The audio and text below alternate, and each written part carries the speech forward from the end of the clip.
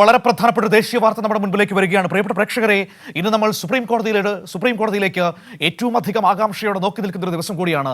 ഇന്നത്തെ ദിവസത്തിന്റെ പ്രത്യേകത എന്ന് പറയുന്നത് വഖഫ് ഭേദഗതി നിയമം ചോദ്യം ചെയ്തുള്ള ഹർജികളിൽ സുപ്രീം കോടതി ഇന്ന് ഇടക്കാല വിധി പറയുന്ന ദിവസമാണ്.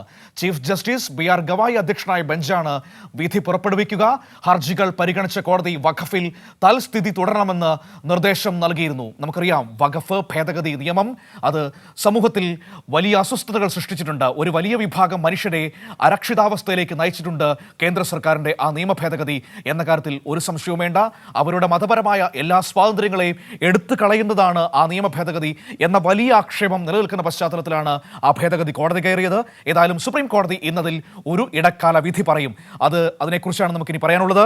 ഇപ്പോൾ എന്നോടൊപ്പം ദില്ലിയിൽ നിന്ന് അബ്ദുൾ റഷീദ് വാർത്തയുടെ വിവരങ്ങളുമായി ചേരുകയാണ്. നോക്കാം എന്തൊക്കെയാണ് കാര്യങ്ങളെന്ന്. Rasheed, good morning.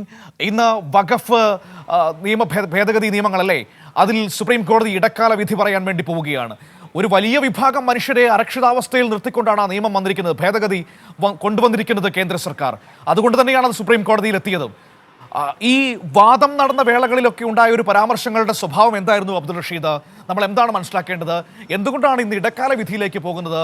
ഒരു സ്ഥായിയായ തീരുമാനത്തിലേക്ക് സുപ്രീം കോടതി എപ്പോഴാണ് എത്തുക?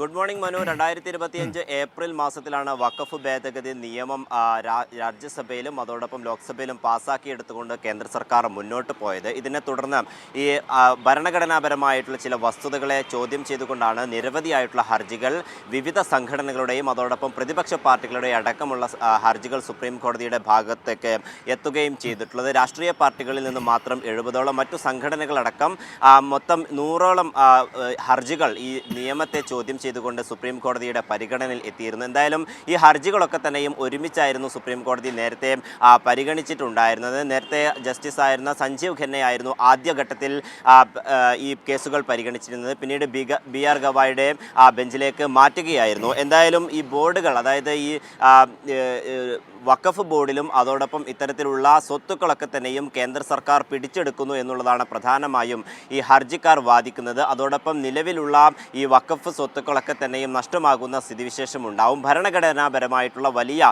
പ്രതിസന്ധികളിലേക്കാണ് രാജ്യം മുന്നോട്ട് പോകുന്നത്. ഇത്തരത്തിൽ ന്യൂനപക്ഷങ്ങളുടെ സ്വത്തുക്കളൊക്കെ തന്നെയും കൈക്കലാക്കാനുള്ള ഒരു നീക്കമാണ് ഈ വഖഫ് ഭേദഗതി നിയമത്തിലൂടെ കേന്ദ്ര സർക്കാർ മുന്നോട്ട് വെക്കുന്നത് എന്നുള്ളൊരു വാദമായിരുന്നു പ്രധാനമായും ഈ ഹർജിക്കാർ ഉന്നയിക്കുകയും ചെയ്തിട്ടുള്ളത്. അതോടൊപ്പം തന്നെ ഈ നിരവധിയായിട്ടുള്ള വസ്തുതകൾ ഈ നിയമത്തിൽ കൊണ്ടുവന്നിട്ടുള്ള ചില ഭേദഗതികളൊക്കെ തന്നെയുണ്ട്. അവ വലിയ സംഘർഷങ്ങൾക്ക്, പ്രത്യേകിച്ചും സാമുദായിക മേഖലയിൽ വലിയ സംഘർഷങ്ങൾ ഉണ്ടാക്കും എന്നുള്ള കാര്യങ്ങളൊക്കെ തന്നെയും ഹർജിക്കാർ ചൂണ്ടിക്കാണിക്കുകയും ചെയ്തിട്ടുണ്ട്. പക്ഷേ ഭരണഘടനാപരമായിട്ടുള്ള ഏതെങ്കിലും തരത്തിലുള്ള പ്രതിസന്ധികൾ ഉണ്ടാവില്ല എന്ന ഒരു വാദമായിരുന്നു കേന്ദ്ര സർക്കാരിൻ്റെ ഭാഗത്ത് നിന്ന് ഉണ്ടായിരുന്നത്. സ്വത്തുക്കൾ പിടിച്ചെടുക്കാനുള്ള ചില നീക്കങ്ങൾ ഉണ്ടാകില്ല. പൂർണ്ണമായും ഈ വഖഫ് സ്വത്തുക്കൾ സംരക്ഷിക്കാനുള്ള ഒരു ശ്രമമാണ് കേന്ദ്ര സർക്കാർ ഈ വഖഫ് ഭേദഗതി നിയമത്തിലൂടെ നടപ്പിലാക്കുന്നത് ായിരുന്നു BJP കഴിഞ്ഞ തവണ ഈ കേസുകളൊക്കെ തന്നെ വാദം നടന്ന സമയത്ത് സുപ്രീം കോടതിയിൽ അറിയിക്കുകയും ചെയ്തിട്ടുള്ളത്. എന്തായാലും ഈ ഭേദഗതികളിൽ ചില ഭേദഗതികളൊക്കെ തന്നെ റദ്ദ് ചെയ്യണം അല്ലെങ്കിൽ സ്റ്റേ ചെയ്യണമെന്ന ഉറച്ച നിലപാടിൽ തന്നെയായിരുന്നു ഹർജിക്കാർ ഉണ്ടാവുകയും ചെയ്തിട്ടുള്ളത്. എന്തായാലും 3 ദിവസം നിരന്തരമായി നടന്നിട്ടുള്ള വാദത്തിന് ശേഷം മെയ് 22-ാം തീയതിയാണ് ഇടക്കാല ഉത്തരവിന് വേണ്ടി സുപ്രീം കോടതി ഹർജി മാറ്റിവെക്കുകയും ചെയ്തിട്ടുള്ളത്. ഇന്ന് 10:30 കൂടിയായിരിക്കും നിർണായകമായിട്ടുള്ള ഇടക്കാല ഉത്തരവ് ഉണ്ടാവുക. പ്രധാനമായും ഈ ഭേദഗതികളിൽ എന്തൊക്കെ മാറ്റങ്ങളായിരിക്കും വരുത്തുക എന്നുള്ളതാണ് ഏറെ നിർണായകമായിട്ടുള്ളത്. നേരത്തെ തന്നെ ഈ സെൻട്രൽ പോർട്ടലിലേക്ക് വഖഫ് സ്വത്തുക്കളൊക്കെ തന്നെ രജിസ്റ്റർ ചെയ്യണമെന്നുള്ള നിർദ്ദേശം കേന്ദ്ര സർക്കാർ നൽകുകയും ചെയ്തിരുന്നു. അതേസമയം നിലവിലുള്ള തൽസ്ഥിതി തുടരണമെന്നായിരുന്നു സുപ്രീം കോടതിയുടെ നേരത്തെ ഉണ്ടായിരുന്ന ഉത്തരവ്. എന്തായാലും അതിലൊക്കെ എന്തൊക്കെ മാറ്റം വരും എന്നുള്ളതാണ്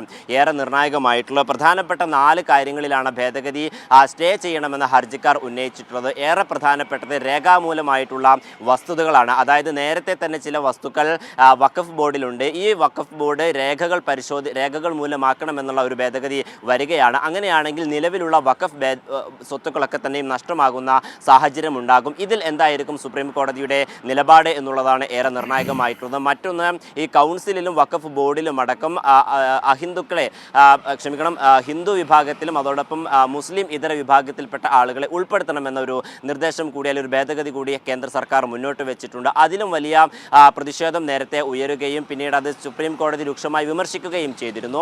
എന്തായാലും അതിൽ ഒരു പ്രതീക്ഷയുണ്ട് എന്നുള്ളതാണ് ഇപ്പോൾ ഹർജിക്കാർ മുന്നോട്ട് വെക്കുകയും ചെയ്യുന്നത്. അതോടൊപ്പം ഈ വഖഫ് തർക്കങ്ങളിൽ ഏതെങ്കിലും ഭൂമിയുമായി ബന്ധപ്പെട്ട അല്ലെങ്കിൽ സ്വത്തുമായി ബന്ധപ്പെട്ടോ തർക്കം വരികയാണെങ്കിൽ അത് കളക്ടർ പരിഹരിച്ച ശേഷമായിരിക്കും ഇതിലൊരു തീരുമാനമെടുക്കുക എന്നുള്ളതായിരുന്നു നേരത്തെ ഉണ്ടായിരുന്നത്. പക്ഷേ ഇപ്പോൾ നിലവിലുള്ള നിയമത്തിൽ പാസ്സാക്കിയെടുത്തുള്ള നിയമത്തിൽ പറയുന്നത് ഈ വഖഫ് സ്വത്തുക്കളിൽ ഏതെങ്കിലും തരത്തിലുള്ള തർക്കം വരികയാണെങ്കിൽ അത് കളക്ടർക്ക് മുമ്പിൽ എത്തുന്നതിന് മുമ്പ് തന്നെ ഈ വഖഫിന് കീഴിലുള്ള സ്വത്തായി മാറില്ല, അത് കേന്ദ്ര സർക്കാരിൻ്റെ സ്വത്തായി മാറും എന്നുള്ള ഒരു നിയമമാണ്. ഇത്തരത്തിൽ വളരെ സുപ്രധാനപ്പെട്ട ചില ഭേദഗതികളിൽ സ്റ്റേ ചെയ്യണമെന്നുള്ള ഉറച്ച തീരുമാനത്തിൽ തന്നെയായിരുന്നു ഹർജിക്കാർ ഉണ്ടായിരുന്നത്. ഇതിലൊരു പ്രതീക്ഷയാണ് ഇപ്പോൾ ഈ ഹർജിക്കാർക്ക് മുന്നോട്ട് വെക്കുകയും ചെയ്തുള്ളൂ. എന്തായാലും 10:30 കൂടിയായിരിക്കും ഈ ഉത്തരവ് ഉണ്ടായിരിക്കുക. ചീഫ് ജസ്റ്റിസ് BR ഗവൈ അധ്യക്ഷനായിട്ടുള്ള ബെഞ്ചാണ് ഉത്തരവ് പറയുന്നത്. ഏറെ നിർണായകമായിട്ടുള്ളൊരു ഇടപെടൽ ഉണ്ടാകുമെന്ന് തന്നെയാണ് ഹർജിക്കാർ പ്രതീക്ഷിക്കുകയും ചെയ്യുന്നത്. മനു, ശരി, ഓക്കെ.